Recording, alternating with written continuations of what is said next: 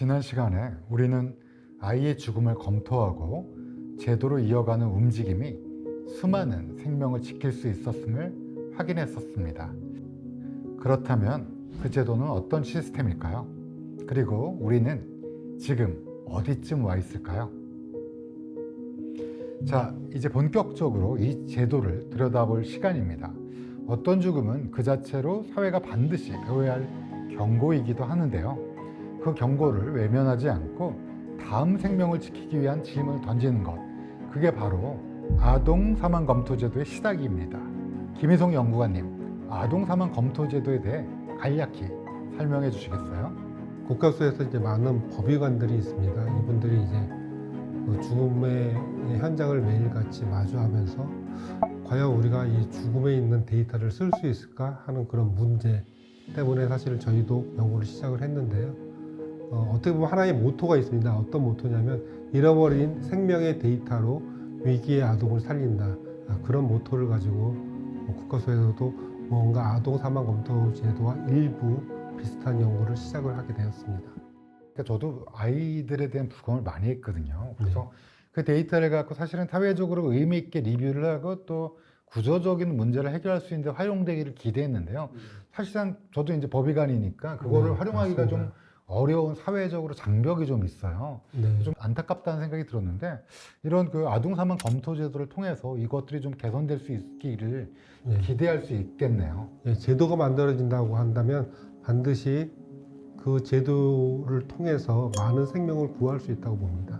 이 연구관님 말씀하신 대로 이제 아이가 죽은 다음에 우리가 무엇이 문제였는지를 한번 짚어본다는 의미에서 아동 사망 검토 제도이긴 한데 이걸 그냥 한 번 보는 걸로 해서 끝나버리는 것이 아니라 사실 이것을 기록하고 분석하고 이 제도화한다는 게 매우 중요한 포인트인 것 같습니다. 그러니까 이 아이의 죽음이 개인적인 한 번 있었던 이런 이벤트가 아니라 사회가 이것을 다룰 수 있도록 한다는 게 굉장한 중요한 이런 사회적인 의미가 있다라고 생각이 됩니다. 네, 그래서 뭐 우리 누구누구 사건 그래갖고 뭐 언론에서 크게 나오고 사람들이 공분하고 막 화도 나는 사건도 있었고요. 근데 그러고 그냥 끝나버리는 것 같아요. 그러니까 그거를 조금 더 제도화하자는 게 분명히 이 제도의 취지인 거죠. 만약에 이 제도가 운영된다면 어떤 사람들이 모여서 어떤 방식으로 운영이 되는 걸까요? 서로 다양한 분야의 전문가들이 모여서 함께 검토하는 다학제적 그런 협력을 통해서 이루어질 수 있다고 봅니다. 저희 의학계에서도 사실은 다학제란 말을 많이 쓰거든요. 그러니까 옛날엔 내과 교수님 혼자, 뭐 외과 교수님 혼자 이러던 걸 이제 내과, 외과, 뭐 영상의학, 병리과 이렇게 모든 전문가들이 모여서 한 명의 사람을 살리고 또 그게 또 어떤 시스템을 만들 수 있는 그런 구조인데 이거랑 똑같은 구조가 들어오자는 거죠? 예, 그렇습니다. 저는 이제 심리학자 입장에서 피해 아동의 개인적인 특성, 가해자의 특성, 또 둘 간의 관계의 문제, 또 이 사건이 과연 단순 사고였는지, 또 환경적인 문제에서 보면 사회적인 취약성에 노출된 그런 환경이었는지를 살펴볼 필요성이 있습니다. 이 아이가 사망에 이르기까지 정말 많은 사람들과 여러 가지 공적 체계의 접점을 가지고 있습니다. 뭐 복지부, 경찰, 의료기관, 뭐 지자체. 그런데 이 여러 가지 공적 체계들이 각자 따로 이 아이에 대한 접점을 가지고 사망이 발생했을 때도 사건에 대해서 확인을 하고 또 종결도 다 따로 하고 모든 것이 이렇게 분절되어 있는 것들, 이런 것들이 사실 좀 문제라고 볼 수가 있거든요. 그렇다 보니까 아동 사망 검토 제도라는 게 사실 이런 분절되어 있는 체계들을 좀 한 테이블에 모아서 우리가 한번 통합적으로 보자, 이런 구조를 만들어 보자라는 논의입니다. 이 아동 사망 검토 제도라는 것이 그 단순히 행정적인 절차를 넘어서 책임을 명확히 하는 것, 구조를 체계화하는 것, 이것을 같이 묶는 시스템이라고 생각하시면 될 것 같습니다. 그렇다면 이 검토가 어떻게 이루어지고 어떤 변화로 이어질 수 있을까요? 기본적으로 사망사건 발생, 정보 수집, 다학제 회의, 예방책 제안 이런 순서로 움직입니다. 의료기록, 부검 소견, 경찰 수사 자료, 복지 아동보호기관 기록까지 모두 수집해서 한 명의 아이가 죽기까지 어떤 구조가 놓여 있는지를 파악을 하죠. 그렇게 나온 그런 분석 결과를 뭐 단순히 자료로만 둘 것이 아니라 이걸 제도적인 개선 방안까지 함께 좀 이어질 필요가 있습니다. 뭐 예를 들어 어린이 보호구역에서의 사망 사건이 있었다고 하더라도 한 건만 되더라도 그 사건에 대해서 면밀히 분석해 보면 이를 개선하기 위해서 뭐 펜스를 설치하거나 그 지나는 차량의 속도를 제한한다거나 뭐 지자체나 학교장의 책임 범위를 보다 확대한다는 그런 구체적인 제도 개선책을 제안할 수 있습니다. 이상적이네요. 사실 죽음은 뭐 되돌릴 수 없다는 건 우리 모두 알고요. 근데 어떤 죽음은 죽음 앞에서 반드시 우리가 되짚어봐야 되는 순간이 분명히 존재합니다. 그때 눌러야 했던 그 버튼, 지금 우리가 하려는 게 바로 그겁니다. 정지. 지금까지 우리는 아동사망 검토제도의 개념과 구조에 대해서 알아봤는데요. 이번에는 이 제도가 실제로 적용된 해외 사례를 살펴볼 필요가 있겠는데요. 김희성 연구관님, 미국의 경우 아동사망 검토제도가 어떤 과정을 통해서 도입됐나요? 1978년 로스앤젤레스 카운티에서 처음 시작이 되었고 지금은 거의 모든 주에 지역 아동 사망 검토 제도 팀이 있습니다. 이걸로 제일 잘 알려진 게 후방 카메라 의무화법이죠. 그 사례 저희가 이제 일부에서 다뤘는데요. 그때 그 아이의 이름을 딴 법이 만들어진 거죠? 네, 맞습니다. 2008년 제정된 카메론 울브란센 아동 교통 안전법입니다. 이 법 덕분에 2018년부터 미국에서 생산되는 모든 신차에는 후방 카메라가 의무 장착되었습니다. 수영장 사고도 참 많았잖아요. 그래서 2007년에 버지니아 그레이엄 베이커 수영장 및 스파 안전법이 통과되었습니다. 이건 아이가 수영장 배수에 발이 끼어서 빨려 들어가면서 숨진 사고가 계기가 됐습니다. 저는 그 법 이름이 아이 이름인지는 사실 몰랐는데 이걸 알게 되면서 인상이 매우 깊었는데요. 누군가의 죽음이 헛되지 않게 기억되고 제도가 되었다는 거잖아요.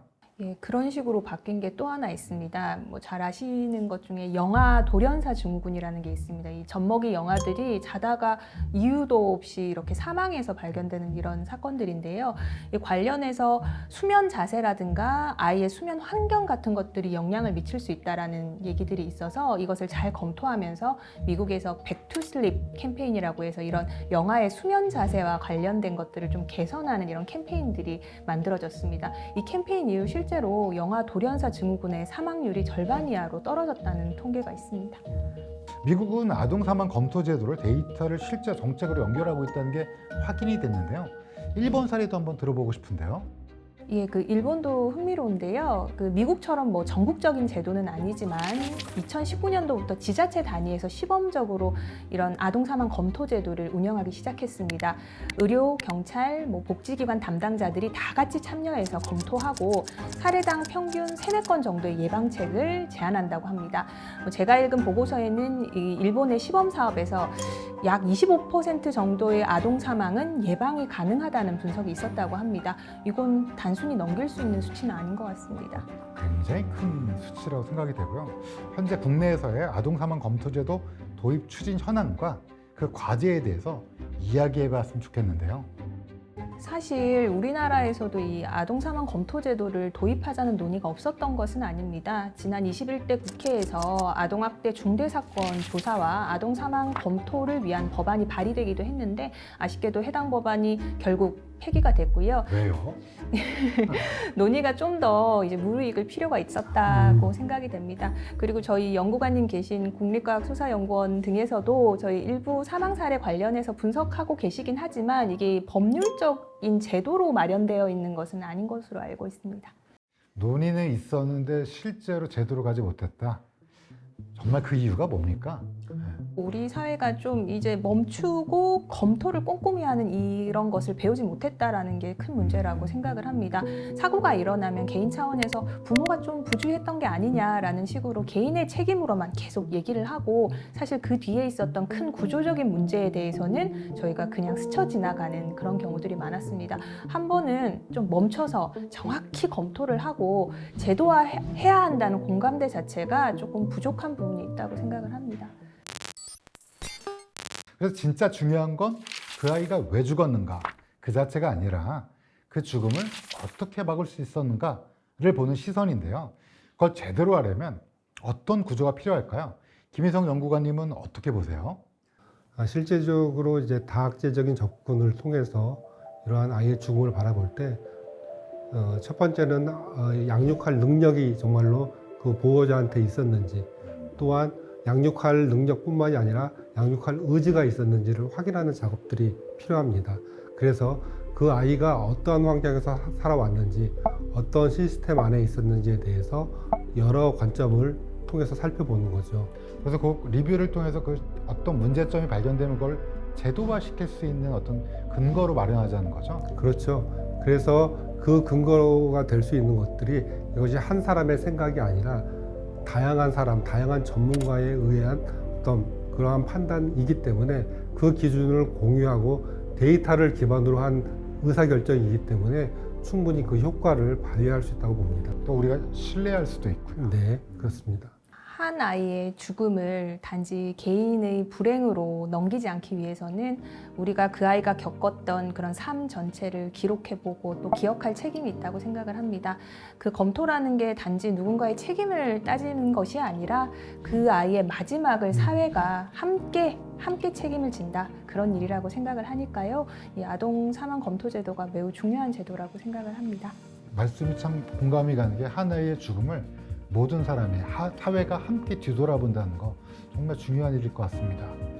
연구관님? 저희도 사실은 이러한 연구를 시작하게 된 계기가 처벌 유죄의 관점을 봤을 때 아동 학대로 사망한 아이의 숫자를 발표하는 숫자와 실제로 학대로 인해 사망하는 숫자의 현실적인 괴리가 너무나도 크거든요. 그리고 또한 우리가 이러한 숫자를 정확하게 파악하게 된다고 한다면 그 숫자 안에 어떠한 이야기가 있고 어떠한 슬픈 스토리가 있는지를 살펴봐야 됩니다.